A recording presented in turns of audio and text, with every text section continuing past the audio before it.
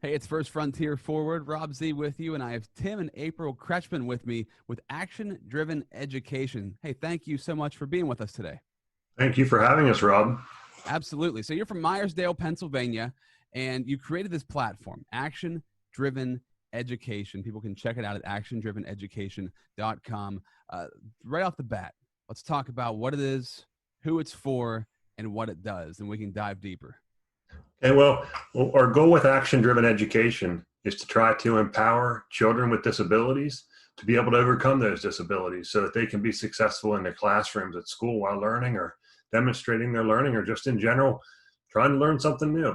Our goal is to provide a platform for their teachers and for their parents so that they can find ways to overcome a child's disability.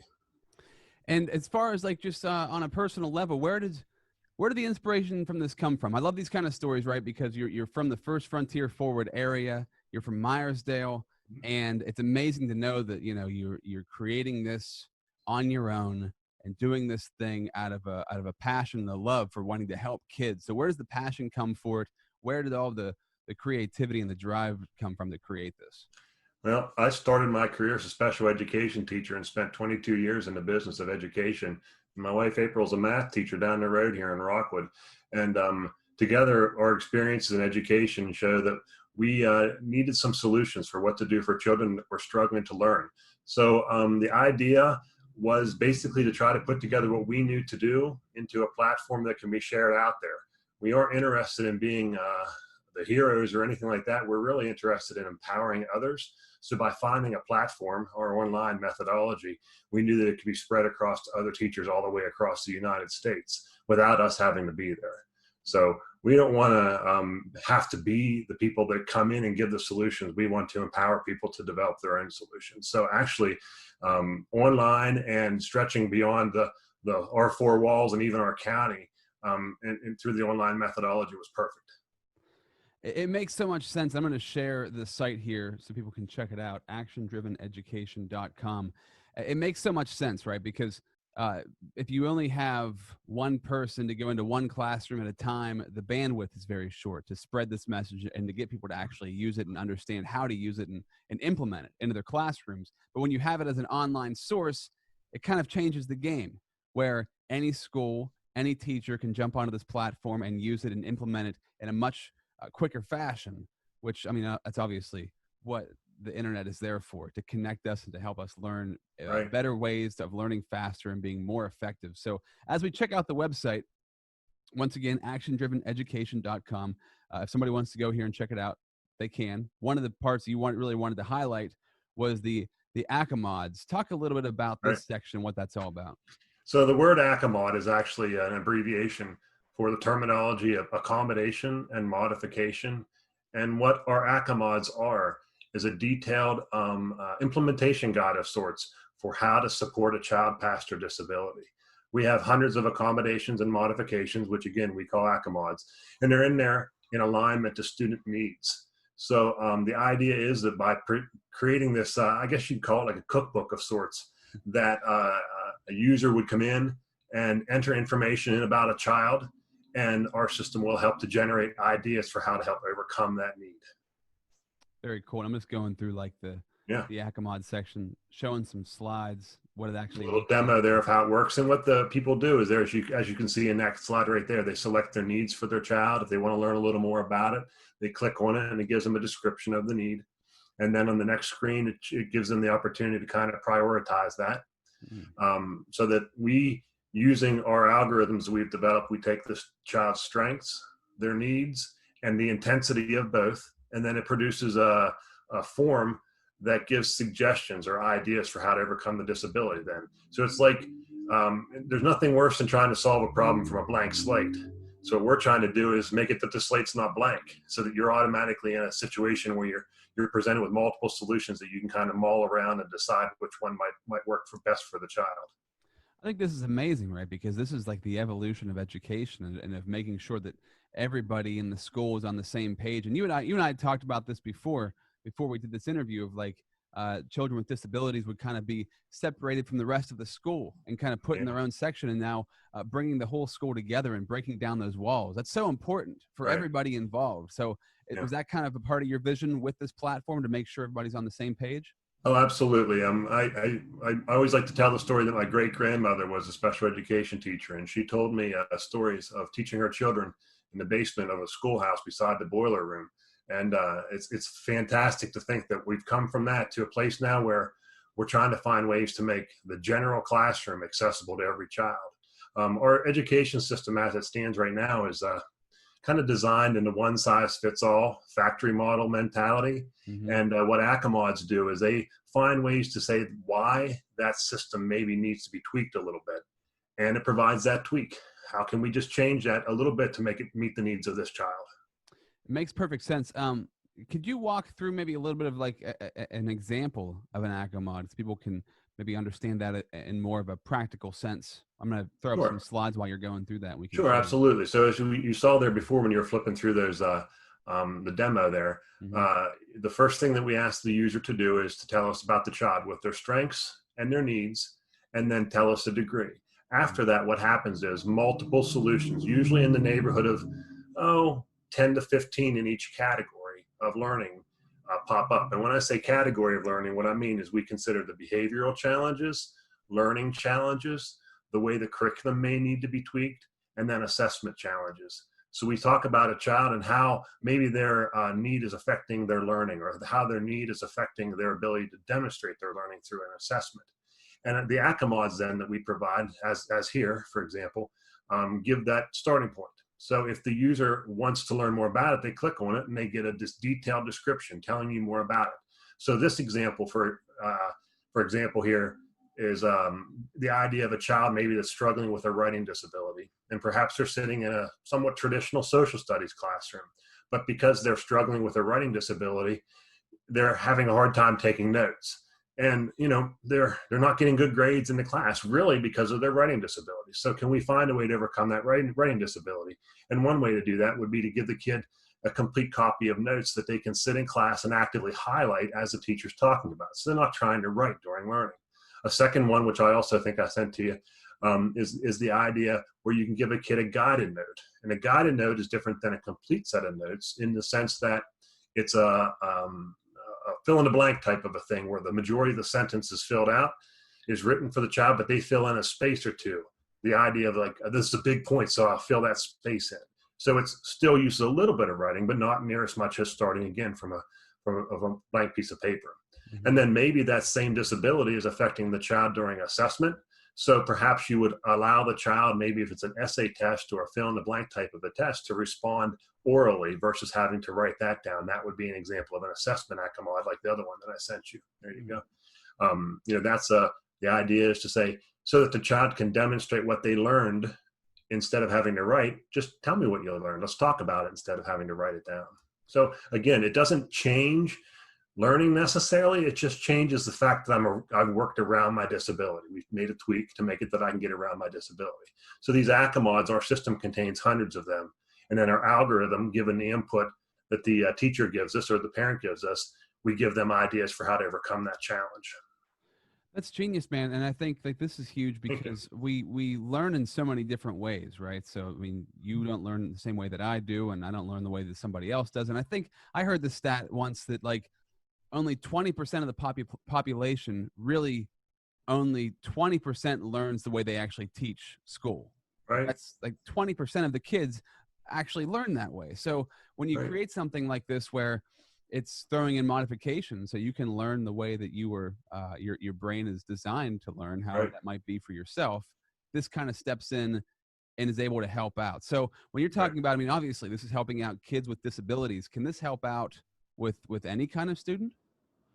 Well, sure, absolutely. I mean, anytime you think about learning, and there's days where we go to school maybe and learning went just fine, but then we maybe get hung up for some reason today, maybe something's not clicking right, or I'm having a challenge in a particular class. So many times we just dismiss it as, oh, I can't learn, or I'm not smart enough, but that's completely ridiculous. The reality probably is I just need a little help around something today.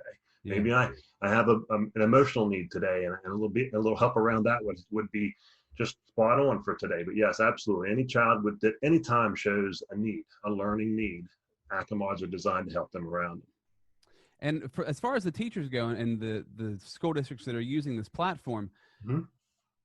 sometimes the issue can be that a teacher might not be technologically savvy, right? So Mhm. it can be difficult to use the technology they're trying to use to help, and it can actually take longer to use the tech that it Yeah. gets in the way of teaching. So how is this Nah, online platform user friendly for the teachers? yeah, not with this system. We actually redesigned it multiple times to make sure it was super simple. I mean, when you were demonstrating flipping through it there, I mean, it's easy. If you can put a check mark in a box, you can use Acamod Builder and develop solutions for kids. I mean, it really is as simple as saying, "What do you know about a child?" Putting a check in a box, and then it takes the work from there. So, Hmm. Very cool, man. As far thank as you. like needs that you're covering with these platforms, talk about Right. those needs and kind of explain what that even means, because some people might not understand completely what the needs necessarily are. Right. So a learning need is a little bit different than a disability. So, for example, a parent or teachers even might think that a learning need is a dyslexia or autism, something like that. That's a disability in a disability category. When we talk about learning needs, we're talking about things like short-term memory deficit or writing disability or sensory processing or work completion or uh, ability to organize. These are learning needs. So the idea of honing in on what's causing the challenge versus getting hung up on a disability is how you develop the solution.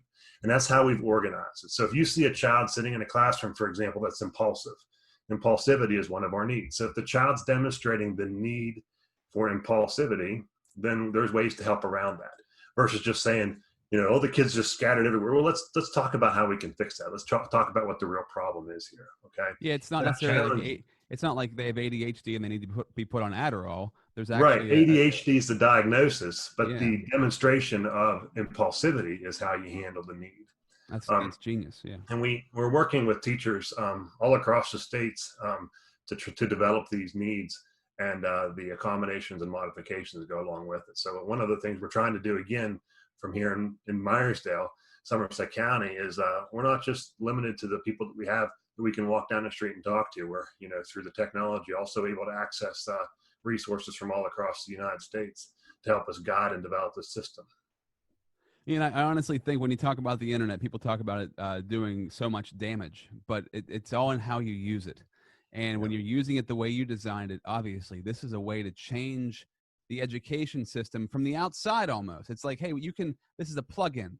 It's like something you can Right. plug into your education system that's going to help it grow and help it work a lot better. We don't need to go in and blow the whole system up. We want to go in and help out where we can and Right. fix it.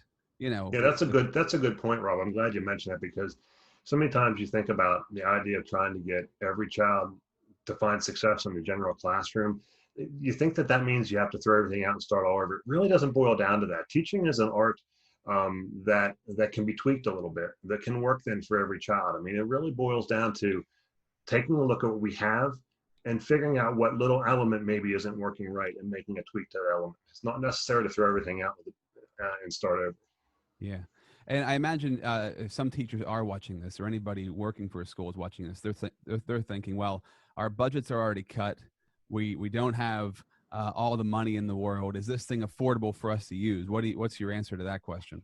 I would guarantee it's affordable enough for them to use. We actually, in designing it, I've always worked in smaller school districts. From my start in Blairsville, Salzburg, Shanksville, Meyersdale, all those school districts struggle with the budget, and they always have. And I remember as an administrator wishing that we could afford some of things, and that's real to me. So we priced this at a place that everybody that wants it can afford it. Mm, And we're working on an individual login so that if an individual teacher in a school district would like to try it before buying it for the whole school or just a parent or whatever, we're going to have that out here this summer so that everybody can use this if they want to have access to it. oh, amazing! So it's going to be set up for individual teachers, but also for parents.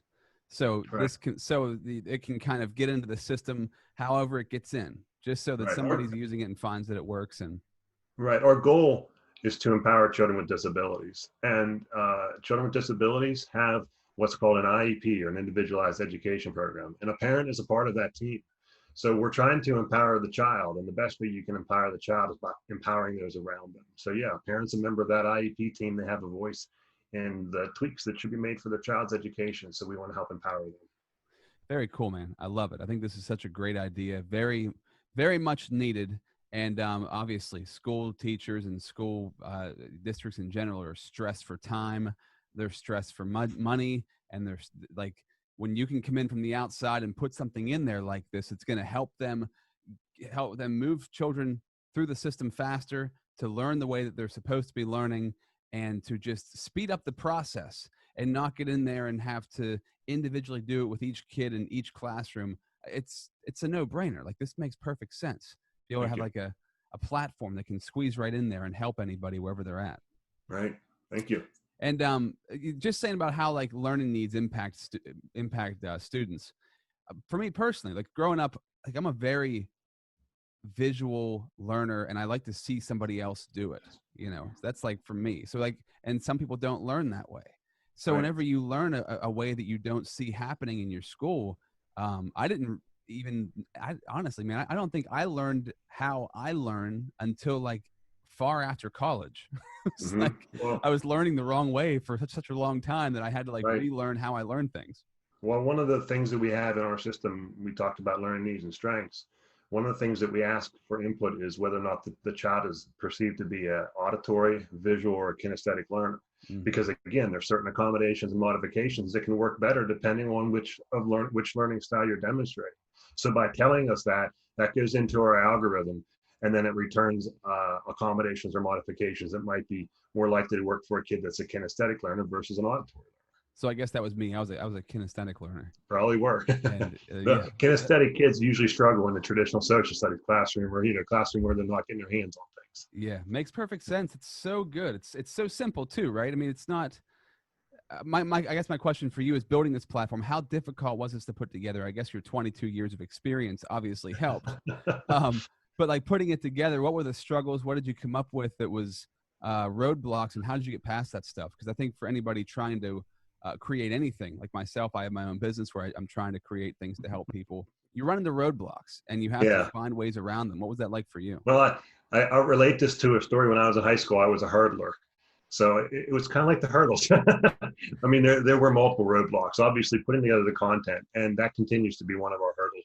We're developing new accommodations and modifications every single day. But for the methodologies, we've been at this now for 2 years, putting together the best way to put this out there for teachers and parents to be able to use. And we ran a pilot last year with multiple schools, and got lots of feedback that we've now generated into a system that's even more powerful.